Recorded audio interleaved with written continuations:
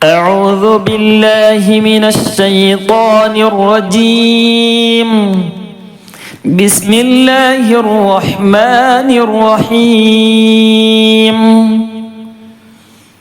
إذا زلزلت الأرض زلزالها وأخرجت الأرض أثقالها وقال الإنسان ما لها يومئذ تحدث أخبارها بأن ربك أوحى لها يومئذ يصدر الناس أشتاتا ليروا أعمالهم فمن يعمل مثقال ذرة خيرا يره ومن يعمل مثقال ذرة شرا يره.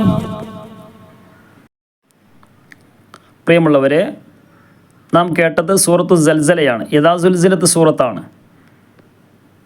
ഈ സൂറത്തിനെ കുറിച്ച് ഹബീബായ റസൂലുള്ളാഹി സ്വല്ലല്ലാഹു അലൈഹി വസല്ലമ തങ്ങൾ പറഞ്ഞത്, മൻ ഖറഅ ഇദാ സുൽസിലത്ത് ഉദിലത് ലഹു ബിനിസ്ഫിൽ ഖുർആൻ.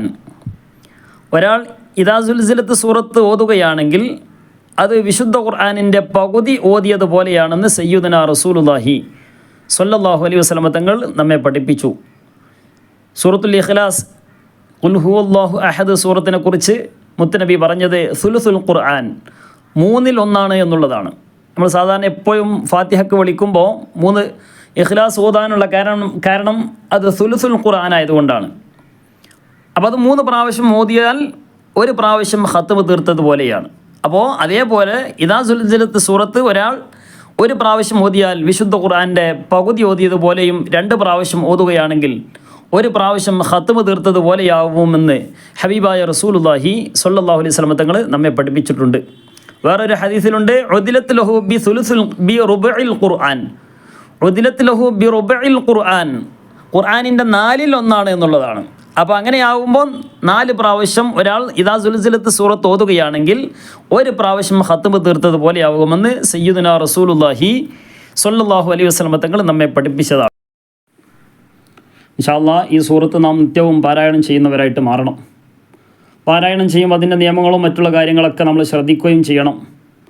ഇൻഷാ അല്ലാഹ് ഒരുപാട് ക്ലാസ്സുകൾ നമ്മുടെ വിശുദ്ധ ഖുർആൻ്റെ പാരായണവുമായി ബന്ധപ്പെട്ടുകൊണ്ട് നമ്മുടെ ചാനലിലുണ്ട്. അതൊക്കെ കേൾക്കാൻ വേണ്ടി ശ്രദ്ധിക്കുകയും ഈ സൂറത്ത് പ്രത്യേകമായിട്ട് ഓതുമ്പോൾ ഖിയാമത്ത് നാളിൻ്റെ അവസ്ഥയെക്കുറിച്ച് കൂടുതലായിട്ട് വിശദീകരിച്ച് തരുന്ന ഒരു സൂറത്തും കൂടിയാണ് സൂറത്തു സൽസല.